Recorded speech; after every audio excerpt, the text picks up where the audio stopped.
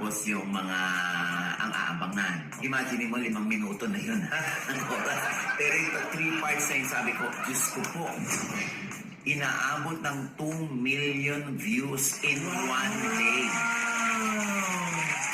Correct! Congrats! Imagine mo yun.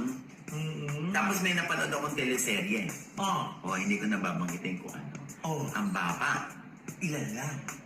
Baba, siguro 3 oras na, 18,000 per hour. Ay, talagang mababa yun na eh. 3 oras na yun. Sabi ko, oh my God. Syempre, ako naman, parang feeling ko, hindi ko nababanggitin kung sino yan, ha? Hindi ko nababanggitin kasi nga, hindi umaakit ang storya. Kung may story man na umaakit, normal na, parang nagawa na yan dati.